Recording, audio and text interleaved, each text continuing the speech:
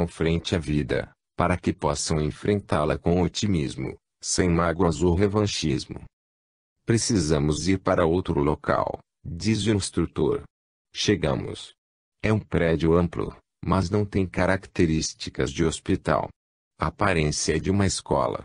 Está comigo também aquele seu aluno, William. Na frente da escola existe uma placa luminosa cuja mensagem é: Centro Espiritual de Treinamento Intensivo.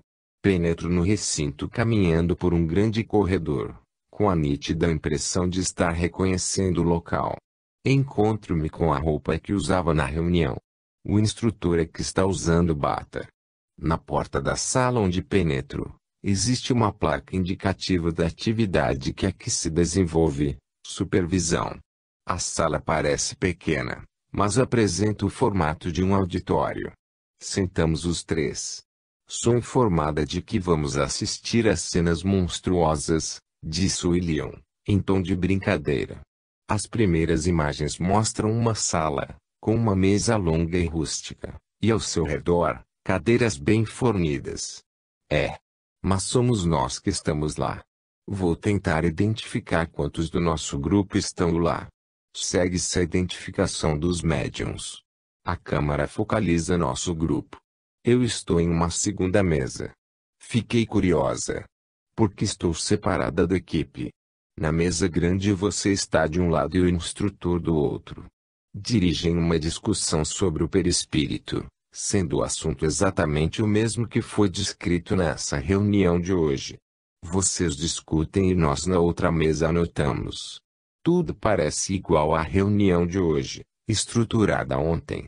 Respondendo à minha indagação sobre a separação da equipe em duas mesas, ele adianta que existe a necessidade do conhecimento anterior, dos assuntos a serem desdobrados no dia seguinte. Então, segundo o preparo de cada um, alguns discutem e outros anotam. Essa separação é democrática.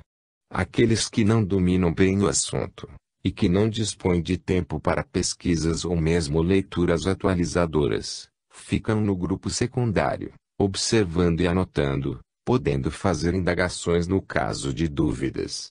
É uma maneira de ordenar melhor o debate, tornando-o mais produtivo e objetivo.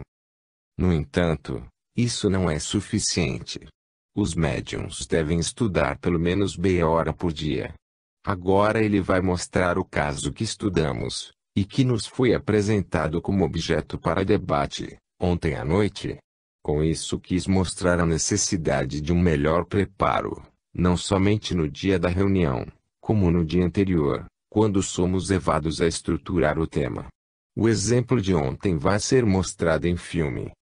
Um rapaz de aproximadamente 20 anos, caminha em direção a um helicóptero em movimento. O aparelho está parado no pátio, mas suas hélices giram aceleradamente. Ele vai muito eufórico, correndo. Parece muito saudoso e contente por encontrar a pessoa que vai descer do aparelho. Mas, meu Deus! Ele não se abaixou e a hélice o atingiu com grande violência. É horrível. Ele ficou girando com a hélice e vai sendo triturado. Os pedaços do seu corpo estão caindo no solo. Enfermeiros correm com uma maca e retiram-no. Esses enfermeiros pertencem ao plano espiritual. Sabe o que parece? Um amontoado de roupa velha ensanguentada.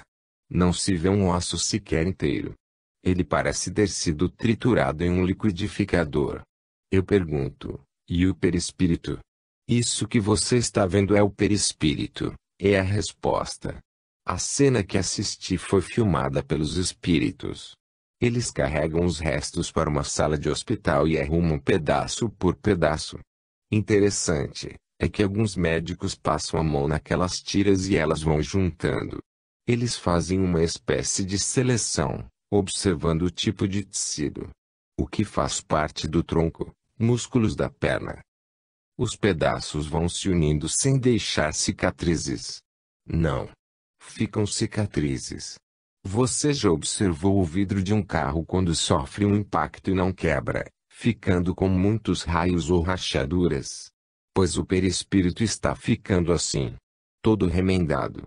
Eles colocam o corpo completamente estriado, em uma gaveta de vidro. O instrutor diz que agora é esperar a ação do tempo para este caso. É preciso que o espírito passe pelo transe da morte, acorde e sinta a vontade de viver, para o início do tratamento. William parece um pouco decepcionado.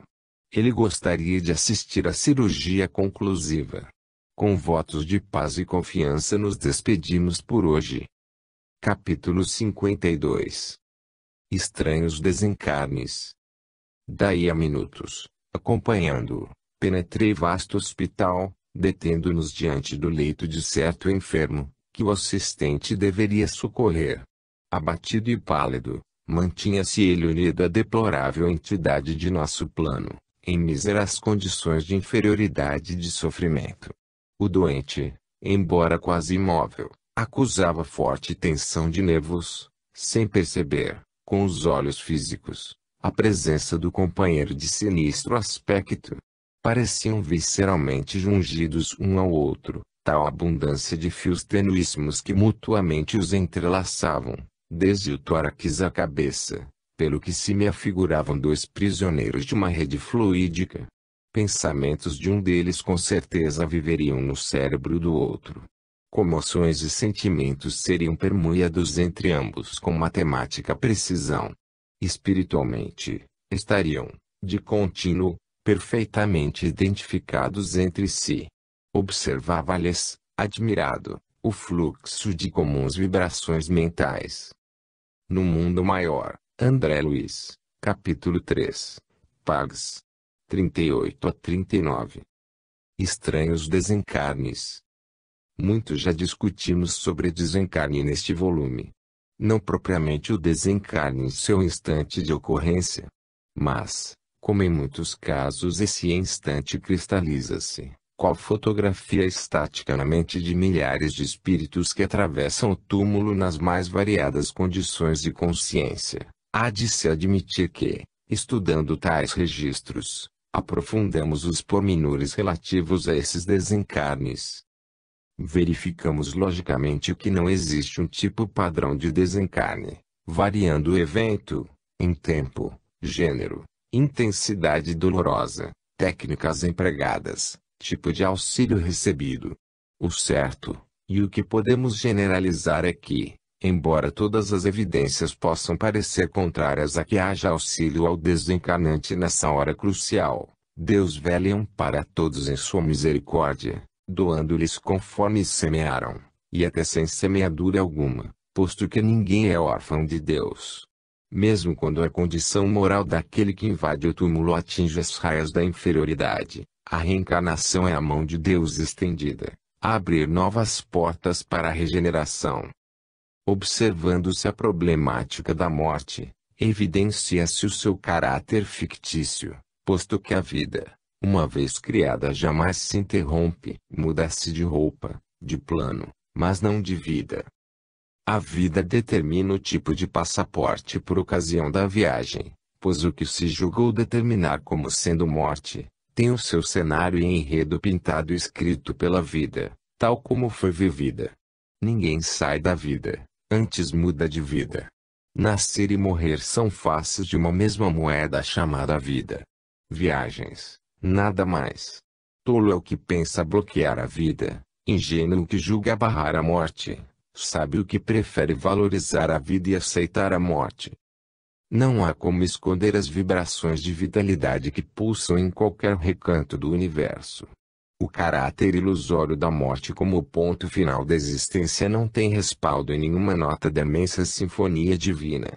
Se alguém acredita na morte como extinção da vida, terá grandes decepções nas sucessivas viagens que fará nas diversas moradas do Criador.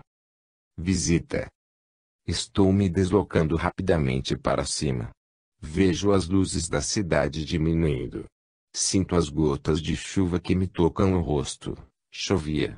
2 companheiros seguem comigo. Percebo apenas as mãos deles que me apoiam. Estamos pousando. O local é um morro com inúmeros barracos.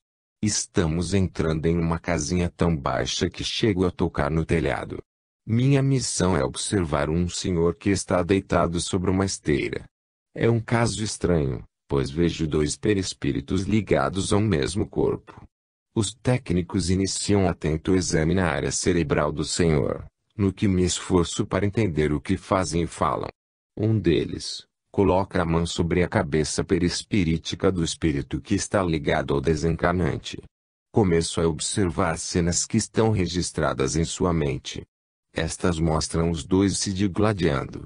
É uma disputa ferrenha, em que ambos se mutilam. Eles haviam feito um pacto antes da luta. Aquele que fosse derrotado, teria que amputar um membro. A perna, na altura do joelho, foi o membro escolhido pelo perdedor.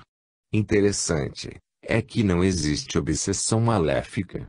Apenas sintonia, sem a túnica da maldade, da vingança, da crueldade ou do ressentimento. Ambos respiram o mesmo clima psíquico, independência total um do outro. Aparentam ser dois espíritos abrigados em um mesmo corpo. Na presente encarnação, o corpo físico do Senhor, que se apresenta magrinho, pois alimenta dois perispíritos, sofreu um acidente na firma onde trabalhava, quando um caminhão lhe esmagou a perna. Tal ocorrência repetiu-se em seu companheiro, mutilando a ambos. A separação para esses dois irmãos representará a morte real para o encarnado, e a morte aparente, não menos real, para o seu inquilino. Os instrutores estão aplicando passes para afastar o perispírito imantado do idoso. É um verdadeiro sanduíche. O perispírito do idoso, que se situa um pouco acima do seu corpo, deslocado pelos passes, o seu corpo físico, e o perispírito do seu companheiro. A princípio, quando observei logo de chegada a figura do idoso, notei que o seu perispírito não se encaixava bem dentro do seu corpo físico, como se o seu estado normal fosse o parcial desdobramento. Quando esse senhor desencarnar, permanecerá unido ao companheiro até a próxima encarnação? No momento em que o corpo físico desfalecer, os dois serão amparados como desencarnantes, pois este é o estado real de ambos. Quero saber se os técnicos vão separá-los por cirurgia, ou ambos vão ficar juntos até nova encarnação. Eles vão ficar juntos, pois existe um pacto entre eles para não se separarem, mesmo após a morte. Aqui são duas mentes funcionando como uma só. Os técnicos não podem quebrar esse vínculo, mesmo porque não existe a maldade ou a perversidade mantendo-os. O que é afinidade? Estão unidos porque gostam dessa união. O pacto foi muito forte, e mesmo com os recursos magnéticos que poderiam separá-los, isso seria temporário, pois a sintonia de ambos acabaria por uni-los novamente. Vão continuar assim ligados, a não ser que alguém interceda por eles, separando-os. Aqui existe o respeito pelo livre-arbítrio, e se houver necessidade, renascerão chifópagos, ou a depender da quebra do pacto, gêmeos univitelinos. Vejo agora que o perispírito do Senhor se distanciou um pouco do corpo, entrando em estremecimento, como se sentisse convulsões. O perispírito do seu companheiro parece imitá-lo em todos os gestos, parecendo agonizar. Por isso não podem separá-los. O velho está na iminência do desencarne, já atingiu o pré-coma, o mesmo ocorrendo com o seu perispírito. Vamos assistir ao desencarne, por isso estão afastando um pouco o perispírito do acompanhante. Nesse barraco só existe uma senhora muito idosa, que está adormecida. O instrutor pede que eu coloque a mão sobre a cabeça do espírito que está ligado ao idoso. Isso afrouxará um pouco os laços a que ambos se prendem. Ele também atingiu o pré-coma, e insisto em dizer que assisto a um duplo desencarne, coisa que jamais eu tinha pensado existir. O trabalho aqui está em fase final e o instrutor me convida para visitar um outro local, para assistirmos a mais um desencarne. É um hospital. A mulher que está no leito é muito magra, e imantada a ela, com profundos liames, pior que no caso anterior, um irmão em iguais condições de assustadora miséria orgânica. Os órgãos dessa pobre mulher Estão todos comprometidos por essa ligação. O fígado diminuiu, parece atrofiado, encolhido, sem o brilho característico dos órgãos sádios. Ligando os intestinos de ambos, vejo fios, como se fossem veias, raízes, que permutam princípios nutritivos em intercâmbio oneroso para ela. No interior dessas veias, encontram-se substâncias esbranquiçadas que passam dela para o hóspede, que se apresenta igualmente esquelético e debilitado. Os rins da mulher também estão atrofiados, procedendo à filtração sanguínea com grande dificuldade. O baço faz esforços para fabricar elementos sanguíneos e não consegue. O coração bate tão vagarosamente que as veias e artérias quase não circulam a massa sanguínea já desidratada. Os cérebros de ambos se interpenetram através dessas raízes e veias de que lhe falei. Vejo na cama uma espécie de tabuleta descrevendo o quadro como processo infeccioso, septicemia, sem possibilidades de uma reação orgânica favorável. Como o coração e o cérebro ainda trabalham, os médicos ministram soro, que não surte nenhum efeito. Explica o instrutor, que assistimos a um desencarne por subjugação e vampirização, em que o vampiro sofre o mesmo processo patológico que impõe à sua vítima. Ele está debilitado, sofrido e sem reações. O desencarne, como no caso observado anteriormente, se efetuará como se fosse para ambos. Nesse processo obsessivo, o obsessor, não encontrando nenhuma reação ao seu assédio, antes estabelecendo perfeita sintonia, aprofundou a sua invasão, caracterizando uma simbiose plena, onde ambos se parasitam e se vampirizam. O desencarnado agora tenta retirar sem muita resistência o restante de vitalidade que a mulher ainda traz.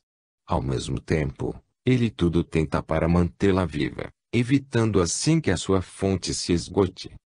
Escuto os médicos falando: ela já deveria ter morrido. É apenas um esqueleto revestido por pele mulambenta. O instrutor comenta que os médicos apontam uma infecção onde o corpo já não reage. Mas, na realidade, o quadro mostra um diagnóstico de vampirização, onde houve a expoliação de grande volume de fluidos vitais determinando o desencarne. Obedecendo ao livre-arbítrio de ambos, os técnicos nada fizeram para separá-los. Após o desencarne ainda permanecerão unidos, até que sejam liberados por cirurgia. Os técnicos afastam algumas dessas veias que grudam cérebro a cérebro, liberando um pouco a influência do obsessor. A mulher expira. Apenas leve sopro. Param cérebro e coração. É uma pausa na batalha, diz o instrutor. Retorno silenciosa com ele. Capítulo 53. Reencarnes.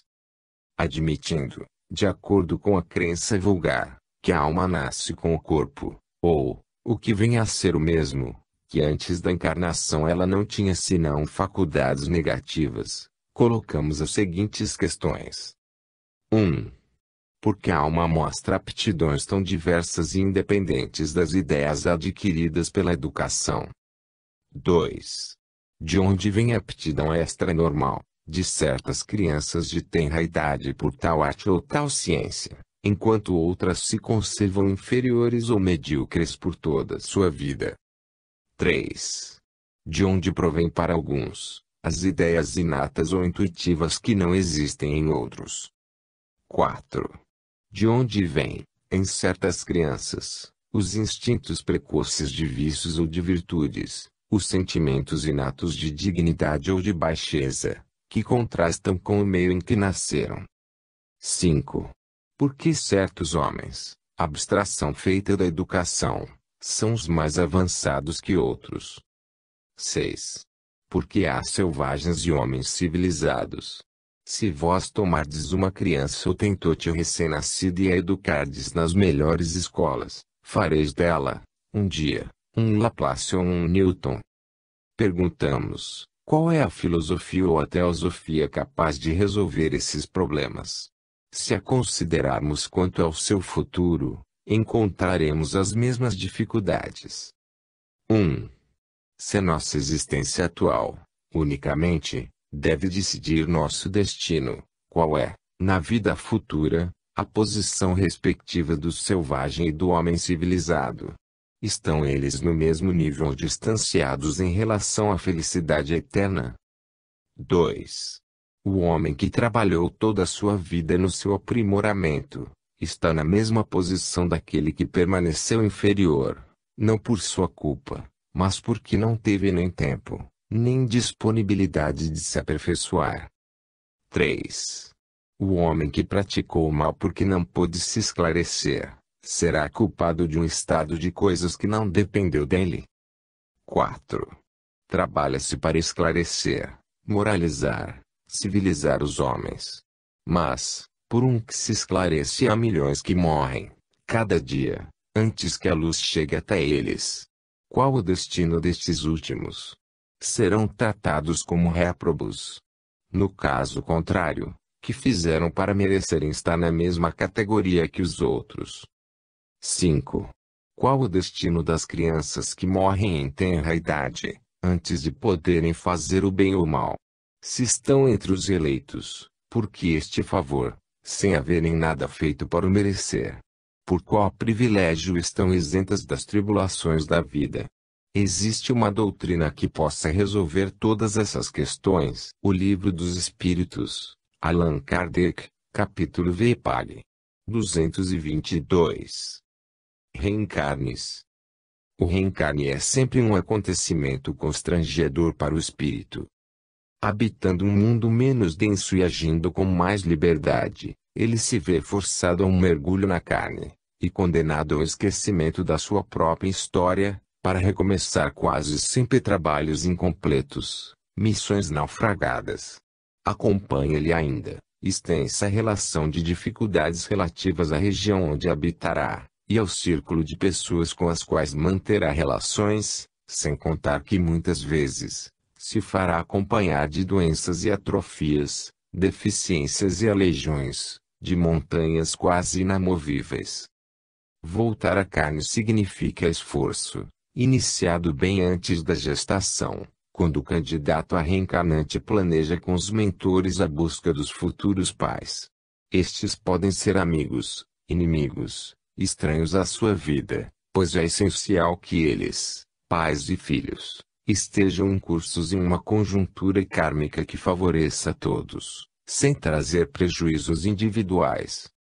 Segue-se o planejamento para o novo corpo, a elaboração de um mapa genético, que é levado a efeito com ou sem sua presença, delimitando-se e imprimindo-se ali o volume de fluidos vitais, as potências orgânicas, as mutilações, as possibilidades de contrair enfermidades e outras informações específicas e necessárias à prova.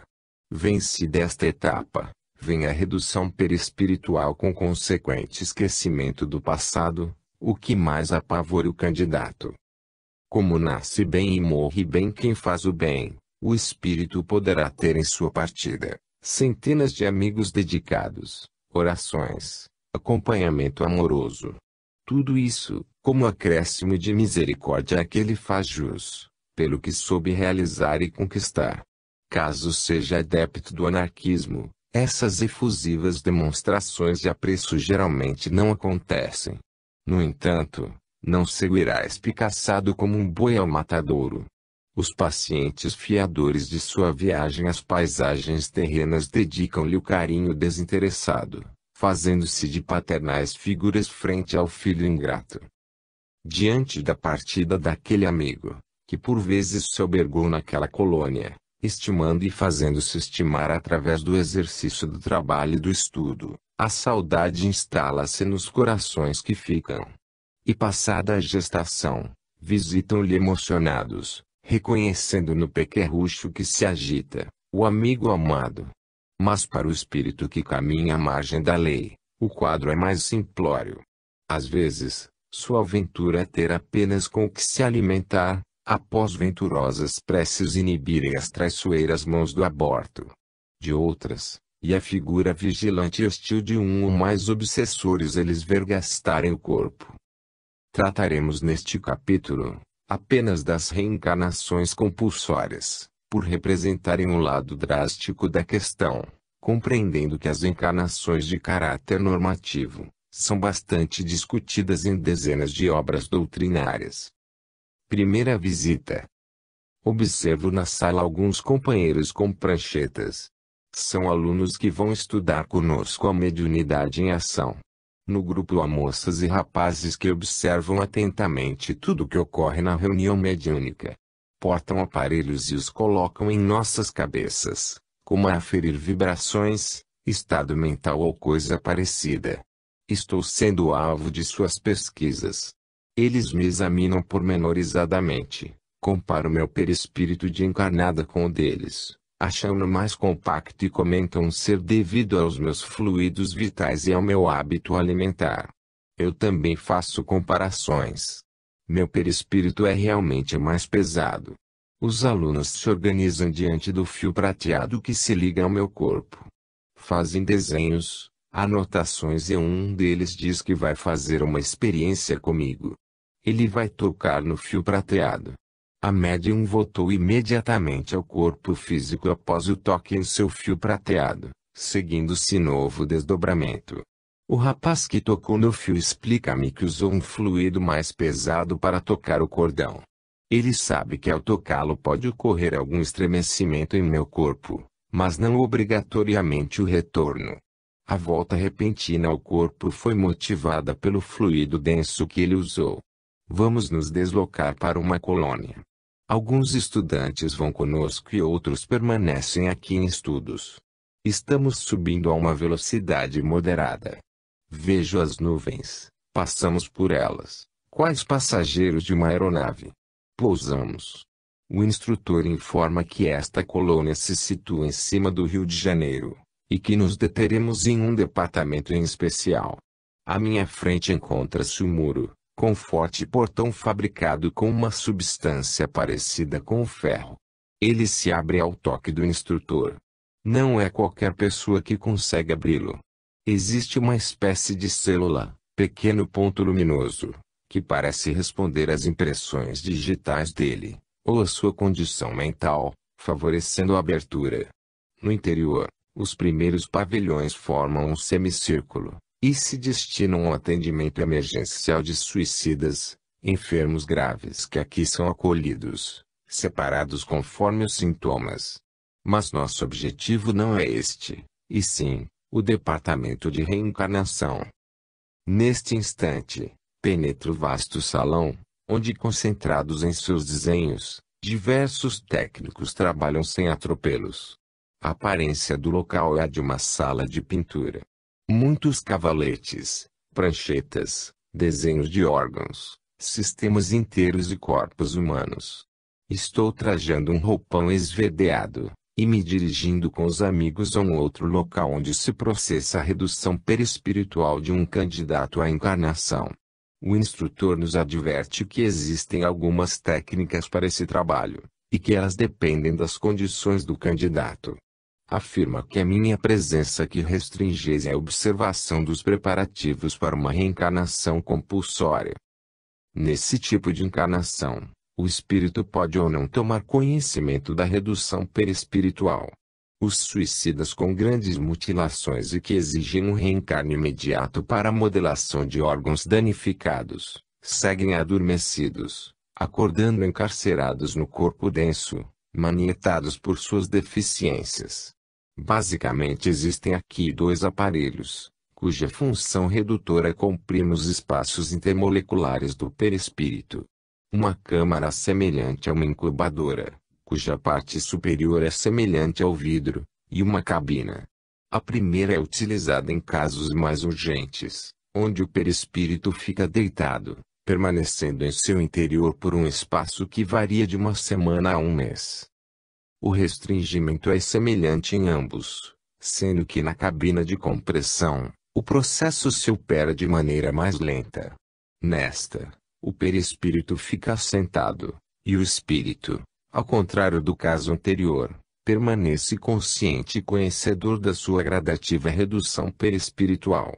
Em ambos os aparelhos, avistamos os mapas do futuro encarnante.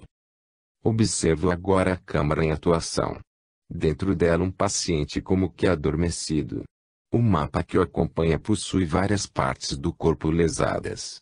O processo de redução vai começar. O mapa acima, do tamanho natural do corpo, começa a ser iluminado por cores roxas, azuis, verdes. Essas cores são cintilantes. Igualmente o perispírito está iluminado por esse verde cintilante, principalmente em sua área cerebral. Puxa! Como é que posso explicar isso? O mapa vai sendo passado para o perispírito e ele vai encolhendo.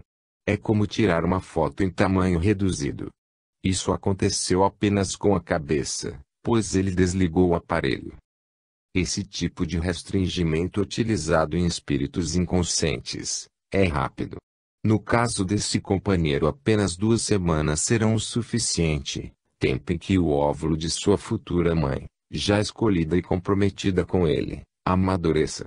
A redução começa pelo cérebro impondo o esquecimento das vidas passadas. Como a redução é rápida, pode ocorrer nos casos de suicidas, que o esquecimento não se aprofunde bastante, a ponto de imunizá-los dos traumas sofridos. Isso é natural e faz parte do karma de cada um. É comum suicidas reencarnarem e lembrarem através de traumas e fobias variadas do seu gesto impensado. É uma catarse, um esvaziamento do inconsciente naquilo que lhe alastro. O paciente sob a câmara deixou o mundo por uma explosão ativada por ele mesmo, ocasião em que se mutilou duramente. Esse reencarne funcionará para ele como uma colagem, uma modelação perispiritual, impondo-lhe recomposição e drenagens de fluidos. No processo de redução, você assistiu apenas a uma demonstração? Sim. O processo foi acelerado para efeito didático. Na prática não é assim.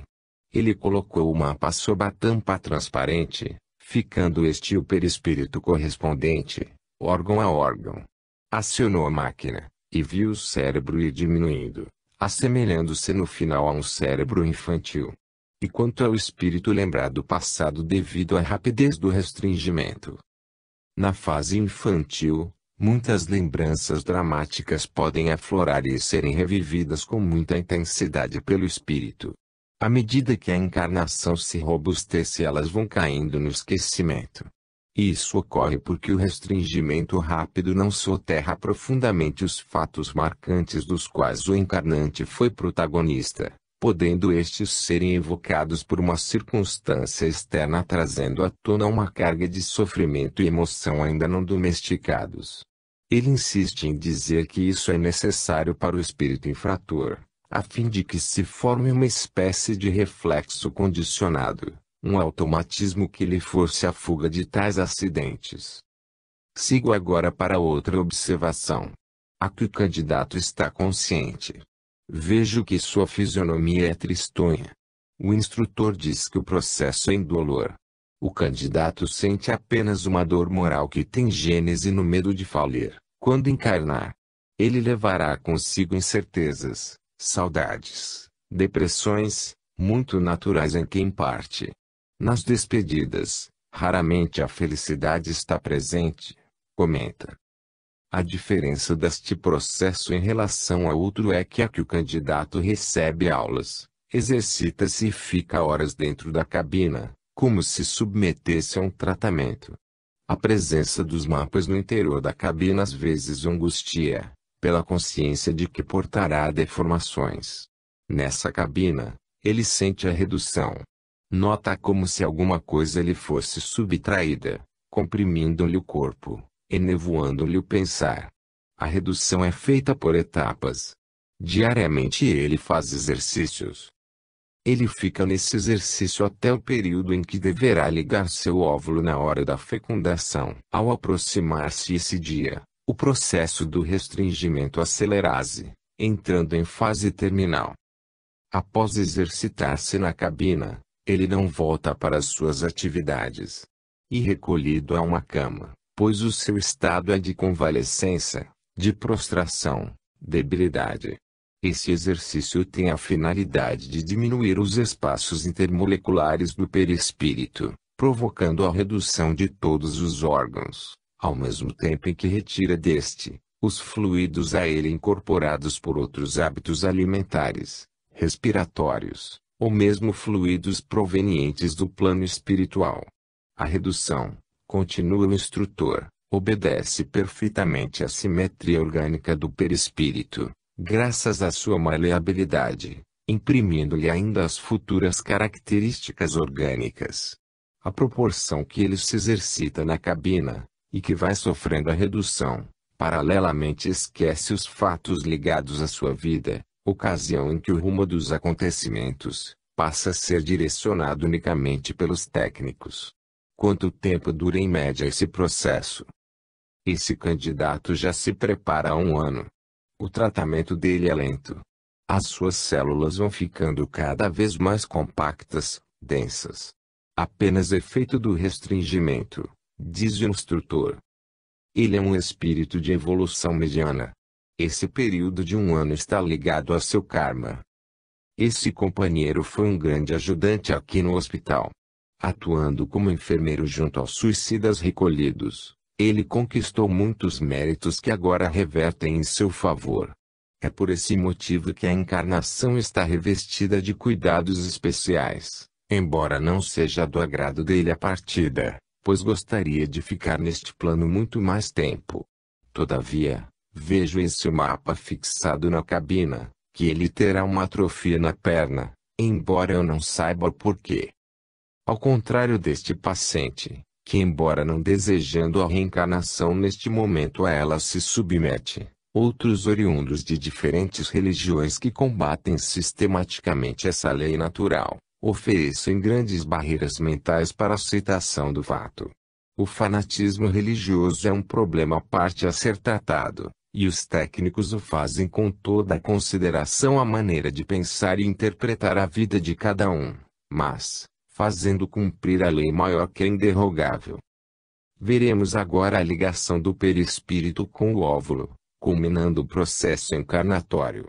Inicialmente vamos averiguar uma tentativa de reencarne, sem o planejamento desta colônia.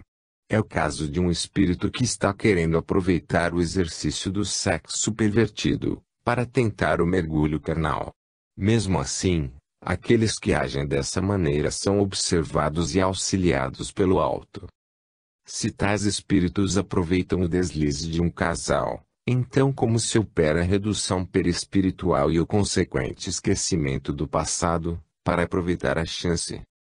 O instrutor diz que você está se antecipando, e que as respostas surgirão com a minha narrativa.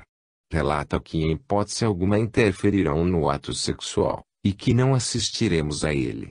Veja os lances através de uma tela, como se fossem um filme. O irmão que quer reencarnar não tem o aspecto muito bom. Ele sabe que vai acontecer o ato sexual e quer ficar perto. Mas a intenção dele não é encarnar? Sim. Mas o seu pensamento não é de ter uma oportunidade para o seu crescimento espiritual. Ele quer reencarnar para prejudicar a vida do casal. É um ato tolo, diz o instrutor, pois que ele não submeteu-se a nenhuma técnica de restringimento. Ele apenas observa o ato sexual e fica próximo, bem junto ao casal, na intenção de ser atraído e reencarnar. O que vejo na tela neste instante é que o espermatozoide não conseguiu fecundar o óvulo. Algo o impediu. Se houvesse fecundação, haveria reencarnação? Não. Esse espírito para reencarnar, deverá passar inevitavelmente pela redução perispiritual, para que seja acoplado ao óvulo. Se houvesse uma fecundação, não germinaria vida, e provavelmente, aos 2 meses, haveria um abono espontâneo, expelindo uma massa informe. Mas isso dependeria ainda do karma do casal, pois o acaso não prevalece nesses acontecimentos. Nesta mesma tela, vamos observar agora, ó reencarne bem-sucedido, com ênfase para a ligação do perispírito ao óvulo. Veja em tamanho ampliado as 2 células germinativas. São coloridas. O óvulo apresenta a cor alaranjada e o espermatozoide é azulado. Percebo nitidamente que existe no óvulo uma espécie de fio muito tênue, que não é notado pelo microscópio, talvez por encontrar-se em sua contraparte energética. Esse fio, chama-me a atenção instrutor, é que vai ligar-se ao perispírito, formando o cordão prateado que nele existe. Agora observe o feto. Pergunte ao instrutor, se esse fio que você notou no óvulo, existe em todo o óvulo fecundado. Todo o óvulo fecundado e que se destina ao acoplamento com o perispírito, o possui. No momento em que o espermatozoide bombardeou o óvulo, este se fechou sobre si mesmo, e eu vi sair dele, esse fiozinho como uma linha. Isso ocorre toda vez que o óvulo é fecundado, ou quando especificamente esse óvulo está destinado a se ligar com o perispírito. Quando o óvulo foi preparado para receber a acoplagem do perispírito. Agora vejo o feto, é minúsculo. O perispírito ficou desse tamanho? Qual a dimensão do perispírito em centímetros? Entre 10 a 15 centímetros. É como um feto de 2 ou 3 meses. Esse perispírito que foi reduzido na câmara, é ligado através do fio existente no óvulo fecundado. Nesse instante, qualquer acidente que venha a romper esse fio, informa o instrutor, neutraliza a oportunidade de retorno para o candidato. O feto perispiritual é um bonequinho perfeito. Diferencia-se muito bem os olhos, a boca, as orelhas, as mãos. A partir daí, haverá divisão celular preenchendo a forma perispiritual, fazendo surgir os tecidos epiteliais, conjuntivos, musculares e nervosos. A saúde ou a doença que venha a alojar-se em tão nobre miniatura, dependerá do que lhe foi predestinado pelo seu mapa genético, em concordância com as leis kármicas. Ainda estou admirada com o perispírito. É tão lindo. Estou até vendo os cabelos, as unhas, o sexo. Ele apenas crescerá dentro do útero, afrouxando um pouco mais a compressão molecular imposta pela cabina. Ele sofrerá transformações no seu semblante, o qual se ajustará à carga genética paterna e materna, determinantes das futuras características físicas que ele portará. Fale mais sobre esse fio existente no óvulo, e que vai originar o cordão prateado. Ele diz que você já entendeu. Repetem apenas, que ele vai se fortalecendo à medida que o corpo se desenvolve, formando o laço que retém o espírito preso à matéria, que rompido, o libertará através do desencarne. Então o cordão prateado não vem com o perispírito reduzido. Ele surge do óvulo. Estou vendo na tela esse fio sair do óvulo. Não sei se no perispírito existe também algo semelhante, para que se faça uma junção. Procure se certificar. Esse fio que é ligado ao espírito reencarnante, é propriedade inerente à matéria. E através dessa ligação que o espírito passa a habitar o corpo material. Essa é a resposta dele. Insisto ainda uma vez, visto reconhecer o perispírito como sendo matéria, embora que em estado mais sutil. Qual a sua origem? Física, unicamente do óvulo, ou perispiritual? Sua gênese é material física. O perispírito, ao ser ligado ao óvulo, o faz através desse fio, gerando o cordão prateado. Imediatamente, devido à constituição celular do óvulo, o contato espírito-matéria se estabelece. Isso ocorre com a fecundação. Os técnicos utilizam os recursos da célula germinativa e do perispírito, para efetuar a ligação. Ele me pergunta se você tem alguma dúvida, enquanto vai fazendo correr as imagens na tela. Não. A minha dúvida era quanto à formação do cordão prateado. Ele explica de novo, rindo da sua teimosia. Esse fio que parte do óvulo fecundado, é ligado no exato momento da fecundação, ao perispírito. A constituição de ambos os elementos favorece a acoplagem, transformando-se no cordão fluídico que todo encarnado possui. Observo agora em outra imagem, o zigoto já dividido em diversas células. Ele explica que a sombra que se encontra unida ao zigoto, representa o perispírito, funcionando como um ímã, motivando as divisões celulares e os encaixes nas regiões apropriadas às suas especialidades. É a acoplagem das células materiais às células perispirituais. Você está vendo a célula ovo bastante desenvolvida, com células já multiplicadas. E também uma sombra em forma de feto. Essa sombra está sendo preenchida por células que se diferenciam em tecidos, e cada tecido ocupando a parte correspondente da sombra. É isso? Descrição exata é sua. É o mergulho do perispírito na matéria. O perispírito é que está comandando essa diferenciação. Por exemplo, fibras cardíacas, no coração, fibras esqueléticas, prendendo-se ao esqueleto. Observo já um outro diapositivo projetado sobre a tela. Essa figura mostra o preenchimento a que você se refere.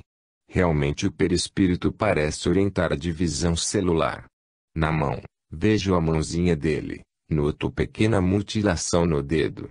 O perispírito já determinou no físico essa mutilação, uma vez que a forma do dedo, espécie de campo organizador celular, através de suas linhas de força, não permitiu o alongamento no dedo defeituoso como ocorreu com os demais.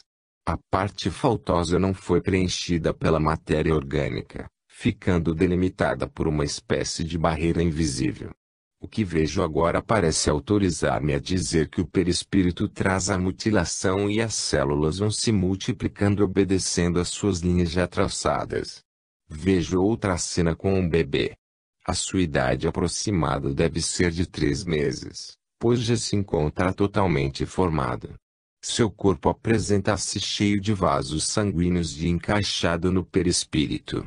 O instrutor está afastando um pouco o perispírito do corpo material do bebê para que eu observe. São exatamente iguais. Um é símile do outro. A missão está cumprida, afirma. Não me encontro mais desdobrada, mas continuo a ver os estudantes em exercício com os médiuns.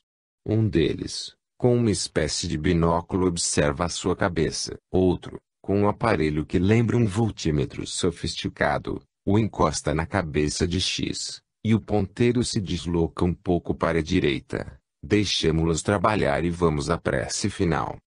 Segunda visita. Observo 4 entidades amigas que nos esperam. Uma delas, o nosso instrutor, adverte-nos que hoje trataremos do tema reencarnação. Veremos casos de suicidas que se submeteram a reencarnações compulsórias. A região que vamos visitar situa-se em ambiente de pesadas vibrações. Observaremos a redução do perispírito desses companheiros, ocasião em que você poderá alongar-se em detalhes, se necessário e conveniente. Chegamos à frente de uma grande e alta muralha. Por fora o ambiente está às escuras. Adentramo-nos por um grande portão.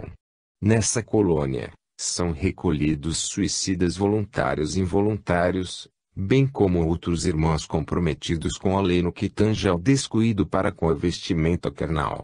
A acolhida que é temporária. Essa colônia, que possui forma circular e situa-se em zona perigosa, é um posto de emergência. Ela tem o aspecto de um forte, avistei isso de cima. No centro, em meio aos pavilhões, existe uma construção diferente, como uma capela, de cor branca muito limpa. Mais à frente vejo uma praça, mas o contraste entre a cor da capela e da praça é notório. O contraste entre as cores e também entre o clima desses recintos se devem às vibrações dos espíritos que os habitam. Na capela, por força das vibrações das preces, vê-se certa luminosidade ambiental, o que não ocorre na praça. Vou ingressar no pavilhão. Habitam esse recinto ex-alcoólatras com seu diário de mazelas. Eles são conscientes de seus problemas. Estamos examinando um rapaz de aproximadamente 35 anos, que apresenta o rosto e o abdômen muito inchados. Ele está em coma. Estou sentindo em meu corpo choques e arrepios devido às condições do lugar. Esse espírito reencarnará em breve, o que ocorrerá independente de sua vontade. Aproximo-me dele e consigo ver a sua pele como se fosse transparente. Percebo todos os órgãos internos. O fígado está enorme, apresentando colorido desfigurado, possuindo vários pontos negros. O instrutor diz tratar-se de uma cirrose em avançado estado degenerativo. O quadro que vejo é o mesmo apresentado por ele no momento do desencarne. O coração está bem maior que o normal. Os intestinos em petição de miséria. Os rins apresentam imensa dificuldade em filtrar o sangue. Tudo isso me foi possível observar devido a uma ampliação na minha capacidade visual. Vamos adiante.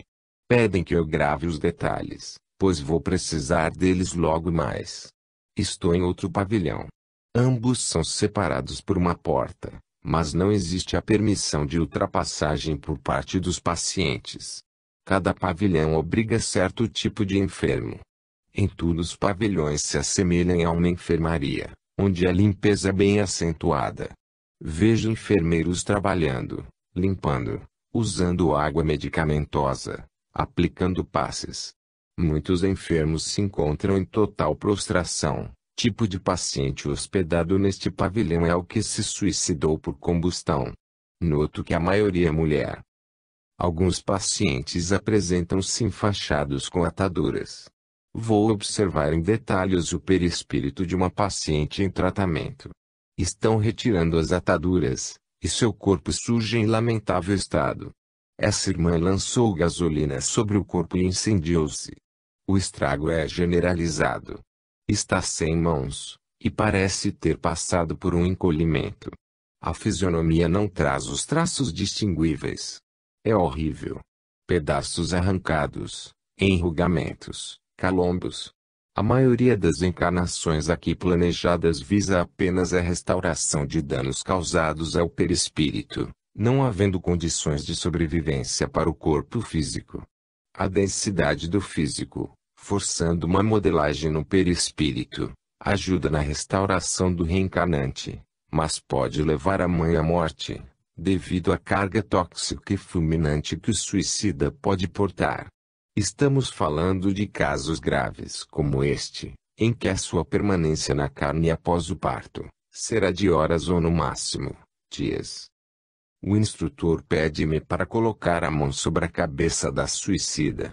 Nosso trabalho aqui não é somente a pesquisa, diz ele. Já que estamos em condições de doar algo, não devemos perder a oportunidade. Eu obedeço, e sinto como se minhas energias estivessem sendo canalizadas para a paciente. Ela, à semelhança de um ímã, parece sugar a minha vitalidade. Um enfermeiro orienta-me para apontar as mãos na direção do tórax da paciente, que encontra-se muito ulcerado. Vejo ocorrer nítida transformação em sua pele, parecendo que ela perdeu o aspecto rugoso e doentio, adquirindo certa uniformidade. Com a transferência da minha energia vital, sinto-me exausta, desvitalizada. A médium sente dificuldade de falar pela exaustão sofrida. Vamos sair. Sou amparada, pois realmente estou debilitada. Entramos em uma sala, onde aconselham-me a deitar e aspirar algo em uma espécie de máscara de oxigênio. A sala tem um perfume diferente. Está impregnada de fluidos reconfortantes. Quando os enfermeiros trabalham longos períodos junto aos suicidas, se refazem ao contato com essa substância que é agradavelmente relaxante. Sinto que minhas energias estão de volta, como se eu tivesse tomado um elixir revigorante. Precisamos ir ao outro lado da colônia, não andando, mas voletando, afirma o amigo que me acompanha. De cima vejo que a colônia é muito grande. Passamos por vasto gramado verdejante, jardins, grandes árvores. Este lado é bem diferente do outro. Pousamos em frente a um pavilhão com 2 andares, com a aparência de uma escola. Penetramos no térreo. O ambiente tem uma coloração verde luminosa. Procuro as lâmpadas mas não as vejo, e isso me intrigou bastante. É o tom da sala. Essa cor é devido à vibração dos espíritos que habitam esta parte da colônia. Todos eles estão afinados nos mesmos objetivos. O mesmo ocorre nos pavilhões onde as cores são sombrias devido às vibrações dos enfermos. O espírito modifica o meio onde se encontra através do seu pensamento, que por sua vez lhe confere uma vibração, caracterizando o tom do meio ambiente. Mas esse não é o objetivo da visita, lembra o instrutor. Na sala à minha frente leio: Departamento de Reencarnações Compulsórias.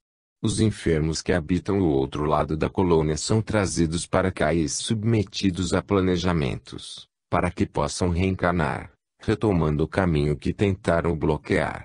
Como muitos são trazidos em coma ou semi-coma, nem sequer se apercebem do processo de restringimento pelo qual passam, mergulhando na carne em total estado de alienação. Observemos um caso. O espírito encontra-se no interior da câmara de restringimento, a qual, na parte superior, apresenta o mapa construído para o seu futuro corpo. O paciente que observo, por ter sido alcoólatra, terá apenas 2 anos de vida física. Pelo mapa, observo as deficiências físicas que ele portará. Nascerá com o fígado irremediavelmente falido. Os médicos poderiam tentar um transplante, mas este redundaria inútil, pois seu problema é kármico. O fígado observado no mapa é desproporcional e cheio de lesões. O mapa tem o tamanho natural do paciente. Sim, e por ele posso lhe dar maiores informações. Como a faringe e a laringe sofreram vigorosa agressão, ele não terá condições de falar corretamente. Os rins serão lentos na filtração do sangue. Seu corpo será demasiadamente raquítico, um esqueleto vestido em pele molambenta. O instrutor complementa que ele nascerá em um meio onde assistência médica e fraterna será escassa, pois assim está escrito em sua prova. Explique melhor essa assistência precária que ele enfrentará. Seus pais foram escolhidos de conformidade com as provações e resgates que os 3 precisam enfrentar. São pessoas pobres, favelados, onde até mesmo o pão material que lhes serve como ração de cada dia é minguado. Esse casal, pela sua ignorância e pobreza, não poderá submeter o reencarnante a um tratamento específico que lhe ampliaria a vida na matéria. Não é uma prova insuperável, diz o instrutor. Ela lhe permitirá uma espécie de drenagem do seu perispírito, expelindo grande quantidade de toxinas que o enfermam. Durante a sua estada no cárcere físico, ele terá o amparo e assistência daqueles que lhe são benfeitores, e que daqui ao seu lado, velarão pelo sucesso de sua prova. Sairá aos 2 anos mais purificado, e poderá voltar futuramente, com deficiências menores e vida mais prolongada. Existem muitas câmaras em funcionamento aqui neste vasto salão, restringindo perispíritos para enviá-los à terra, aumentando-lhe as lágrimas e as aflições. São levas de enfermos que o planeta recebe, e que a sociedade, como fruto dela, terá que suportar e amparar para o seu próprio saneamento, pois ela não mudará se não tratando seus próprios rebentos, de vez que os feriu, cabendo-lhe a enfermagem. Apontam-me em um outro mapa. Foi preparado para a irmã que ateou fogo a si mesma. Será uma reencarnação frustrada, no sentido que ela não sobreviverá. Ela já está consciente desse detalhe. Surgirá no cenário do mundo com os membros superiores e inferiores ressequidos, deformações grotescas na pele, como se fossem mondrongos, cicatrizes profundas que deixam a pele enrugada como a lixa. Noto que a pele terá pigmentação alterada, portando estrias irregulares. Viverá algumas horas somente. Apesar do seu reencarne estar marcado para breve, ela ainda não se encontra na câmara.